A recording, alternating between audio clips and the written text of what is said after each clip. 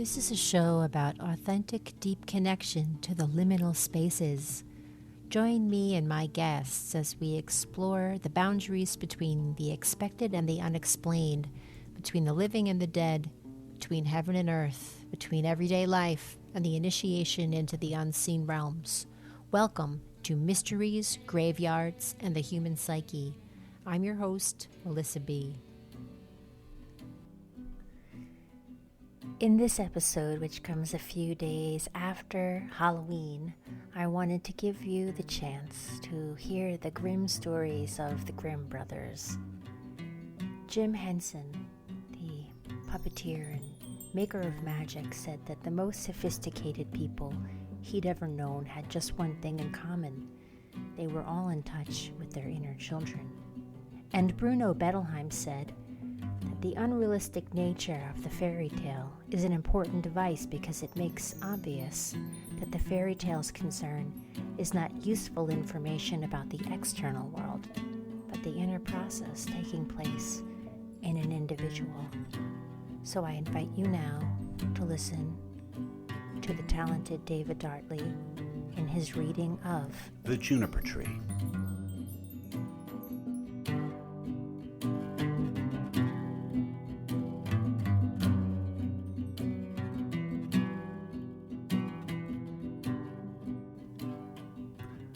Long, long ago, some 2,000 years or so, there lived a rich man with a good and beautiful wife. They loved each other dearly, but sorrowed much that they had no children. So greatly did they desire to have one, that the wife prayed for it day and night, but still they remained childless. In front of the house there was a yard in which grew a juniper tree. One winter's day, the wife stood under the tree to peel some apples, and as she was peeling them, she cut her finger, and the blood fell on the snow. "Ah," sighed the woman heavily, "if I had but a child as red as blood and as white as snow." And as she spoke the words, her heart grew light within her, and it seemed to her that her wish was granted, and she returned to the house feeling glad and comforted. A month passed, and the snow had all disappeared. Then another month went by, and all the earth was green. So the months followed one another, and first the trees budded in the woods, and soon the green branches grew thickly intertwined, and then the blossoms began to fall. Once again the wife stood under the juniper tree, and it was so full of sweet scent that her heart leaped for joy, and she was so overcome with her happiness that she fell to her knees. Soon enough the fruit became round and firm, and she was glad and at peace. But when they were fully ripe, she picked the berries and ate eagerly of them, and then she grew sad and ill. A little while later she called to her husband and said to him, weeping, "If I die, bury me under the juniper tree."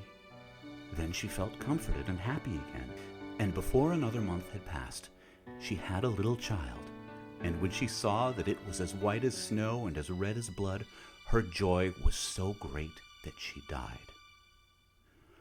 Her husband buried her under the juniper tree and wept bitterly for her. By degrees, however, his sorrow grew less, and although at times he still grieved over his loss, he was able to go about as usual, and later on he married again. He now had a little daughter born to him. The child of his first wife was a boy, who was as red as blood and as white as snow. The new wife loved her daughter very much, and when she looked at her and then looked at the boy, it pierced her heart to think that he would always stand in the way of her own child, and she was continually thinking how she could get the whole of the property for her. This evil thought took possession of her more and more, and made her behave very unkindly to the boy. She drove him from place to place with punches and slaps, so that the poor child went about in fear, and had no peace from the time he left school to the time he went back. One day the little daughter came running to her mother in the storeroom and said, "Mother, give me an apple." "Yes, my child," said the wife, and she gave her a beautiful apple out of the chest. The chest had a very heavy lid and a large iron lock. "Mother," said the little daughter again, "may not brother have one too?" The mother was angry at this, but she answered, "Yes, when he comes out of school." Just then she looked out of the window and saw him coming, and it seemed as if an evil spirit entered into her, for she snatched the apple out of her little daughter's hand and said, "You shall not have one before your brother." She threw the apple into the chest and shut it. The little boy now came in, and the evil spirit in the wife made her say kindly to him, "My son, will you have an apple?" But she gave him a wicked look. "Mother," said the boy, "how dreadful you look." "Yes, give me an apple." The thought came to her that she would kill him. "Come with me," she said, and she lifted up the lid of the chest. "Take one out for yourself." And as he bent over to do so, the evil spirit urged her, and crash! Down went the lid, and off went the little boy's head. Then she was overwhelmed with fear at the thought of what she had done. "If only I can prevent anyone knowing that I did it," she thought. So she went upstairs to her room and took a white handkerchief out of her top drawer. Then she set the boy's head again on his shoulders and bound it with the handkerchief so that nothing could be seen, and placed him on a chair by the door with an apple in his hand. Soon after this, little Marlene came up to her mother, who was stirring a pot of boiling water over the fire, and said, "Mother, brother is sitting by the door with an apple in his hand, and he looks so pale. And when I asked him to give me the apple, he did not answer, and that frightened me." "Go to him again," said her mother, "and if he does not answer, give him a box on the ear." So little Marlene went and said, "Brother, give me that apple." But he did not say a word, so she gave him a box on the ear, and his head rolled off. She was so terrified at this that she ran crying and screaming to her mother. "Oh," she said, "I have knocked off brother's head." And then she wept, and nothing would stop her. "What have you done?" said her mother. "But no one must know about it, so you must keep silence. What is done can't be undone. We will make him into a stew." And she took the little boy and cut him up and put him in the pot. But little Marlene stood looking on and wept, and her tears fell into the pot, so that there was no need of salt. A little while later, the father came home and sat down to his dinner. He asked, "Where is my son?" The mother said nothing, but gave him a large dish of stew, and Marlene still wept without ceasing. The father again asked, "Where is my son?" "Oh," answered the wife, "he has gone into the country to his mother's great uncle. He is going to stay there some time." "What has he gone there for? And he never even said goodbye to me." "Well, he likes being there. He told me he should be away quite 6 weeks. He is well looked after there." "I feel very unhappy about it," said the husband, "and he ought to have said goodbye to me." With this he went on with his dinner, and said, "Little Marlene, why do you weep? Brother will soon be back." Then he asked his wife for more stew, and as he ate, he threw the bones under the table. Little Marlene went upstairs and took her best silk handkerchief out of her bottom drawer, and in it she wrapped all the bones from under the table and carried them outside, and all the time she did nothing but weep. Then she laid them in the green grass under the juniper tree, and she had no sooner done so than all her sadness seemed to leave her, and she wept no more. And now the juniper tree began to move, and the branches waved backwards and forwards, first away from one another, then together again, as it might be someone clapping their hands for joy. After this a mist came round the tree, and in the midst of it there was a burning as of fire, and out of the fire there flew a beautiful bird that rose high into the air, singing magnificently. And when it could no more be seen, the juniper tree stood there as before, and the silk handkerchief and the bones were gone. Little Marlene now felt as light-hearted and happy as if her brother were still alive, and she went back to the house and sat down cheerfully to the table and ate. The bird flew away and perched on the house of a goldsmith and began to sing. My mother killed her little son. My father grieved when I was gone. My sister loved me best of all. She laid her kerchief over me and took my bones that they might lie underneath a juniper tree. Kaiwit, kaiwit, what a beautiful bird am I. The goldsmith was in his workshop making a gold chain when he heard the song of the bird on his roof. He thought it so beautiful that he got up and ran out, and as he crossed the threshold he lost one of his slippers. But he ran on into the middle of the street with a slipper on one foot and a sock on the other. He still had on his apron, and still held the gold chain and the pincers in his hands. And so he stood gazing up at the bird while the sun came shining brightly down on the street. "Bird," he said, "how beautifully you sing! Sing me that song again." "Nay," said the bird, "I do not sing twice for nothing. Give me that gold chain, and I will sing it you again." "Here is the chain. Take it," said the goldsmith. "Only sing me that again." The bird flew down and took the gold chain in his right claw, and then he alighted again in front of the goldsmith and sang. My mother killed her little son. My father grieved when I was gone. My sister loved me best of all. She laid her kerchief over me and took my bones that they might lie underneath a juniper tree. Kaiwit, kaiwit, what a beautiful bird am I. Then he flew away and settled on the roof of a shoemaker's house and sang. My mother killed her little son. My father grieved when I was gone. My sister loved me best of all. She laid her kerchief over me and took my bones that they might lie underneath a juniper tree. Kaiwit, kaiwit, what a beautiful bird am I. The shoemaker heard him, and he jumped up and ran out in his shirt sleeves and stood looking up at the bird on the roof with his hand over his eyes to keep himself from being blinded by the sun. "Bird," he said, "how beautifully you sing." Then he called through the door to his wife. "Wife, come out, here is a bird. Come and look at it and hear how beautifully it sings." Then he called his daughter and her children, then the apprentices, girls and boys, and they all ran up the street to look at the bird, and saw how splendid it was, with its red and green feathers, and its neck like burnished gold, and eyes like two bright stars in its head. "Bird," said the shoemaker, "sing me that song again." "Nay," answered the bird. "I do not sing twice for nothing. You must give me something." "Wife," said the man, "go into the garret. On the upper shelf you will see a pair of red shoes. Bring them to me."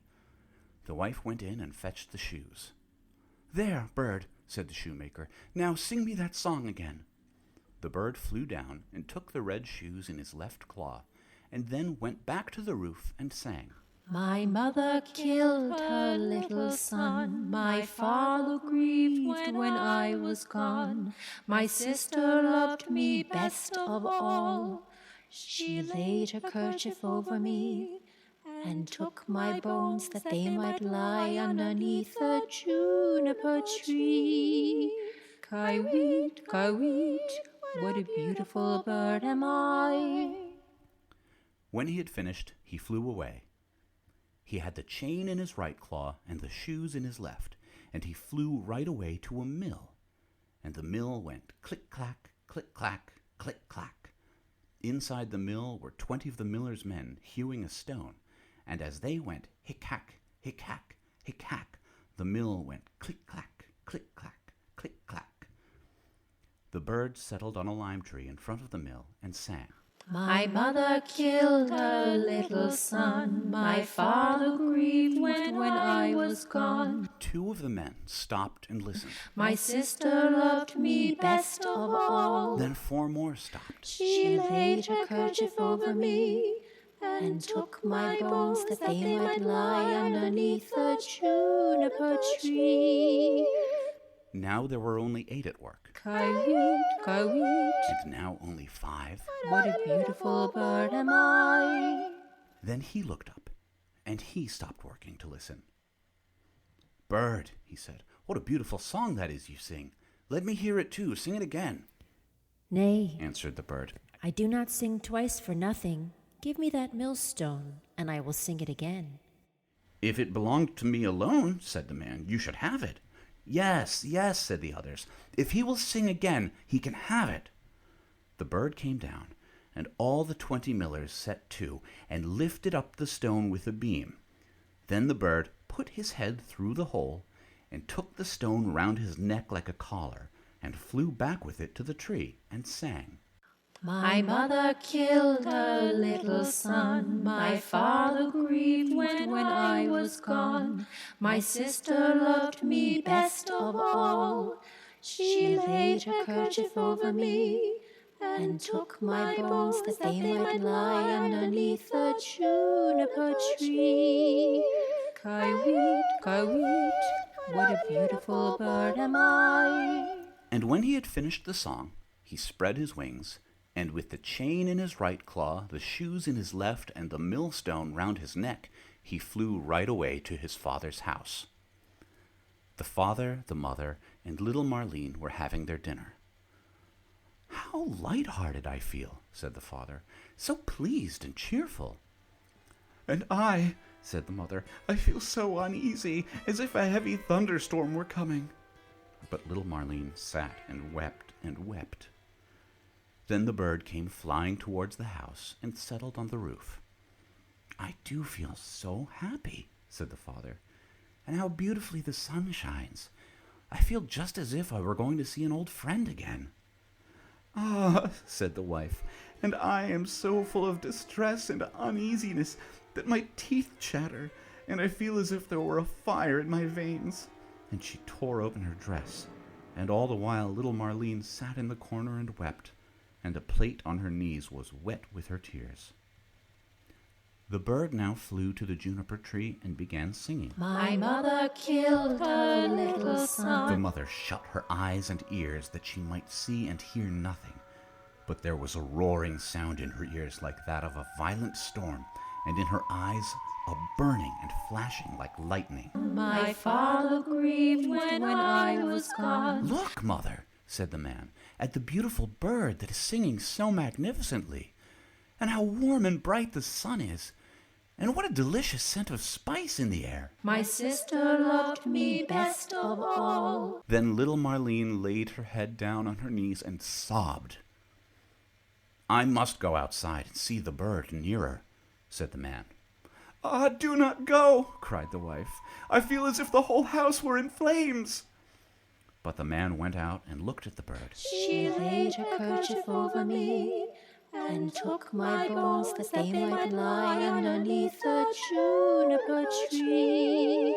Kaiwit, kaiwit, what a beautiful bird am I. With that, the bird let fall the gold chain, and it fell just round the man's neck, so that it fitted him exactly. He went inside and said, "See, what a splendid bird that is! He has given me this beautiful gold chain, and looks so beautiful himself." But the wife was in such fear and trouble that she fell on the floor, and her cap fell from her head. Then the bird began again. My mother killed her little son. "Ah, me," cried the wife. "If I were but 1,000 feet beneath the earth, that I might not hear that song." My father grieved when I was gone. Then the woman fell down again as if dead. My sister loved me best of all. "Well," said little Marlene, "I will go out too and see if the bird will give me anything." So she went out, She laid her kerchief over me and he threw down the shoes to her. and took my bones that they might lie underneath the juniper tree. Kaiwit, kaiwit, what a beautiful bird am I. And she now felt quite happy and light-hearted. She put on the shoes and danced and jumped about in them. "I was so miserable," she said, "when I came out, but that has all passed away. That is indeed a splendid bird, and he has given me a pair of red shoes." The wife sprang up, with her hair standing out from her head like flames of fire. "Then I will go out too," she said, "and see if it will lighten my misery, for I feel as if the world were coming to an end." But as she crossed the threshold, crash! The bird threw the millstone down on her head, and she was crushed to death. The father and little Marlene heard the sound and ran out, but they only saw mist and flame and fire rising from the spot. And when these had passed, there stood the little brother, and he took the father and little Marlene by the hand. Then they all three rejoiced and went inside together and sat down to their dinners and ate.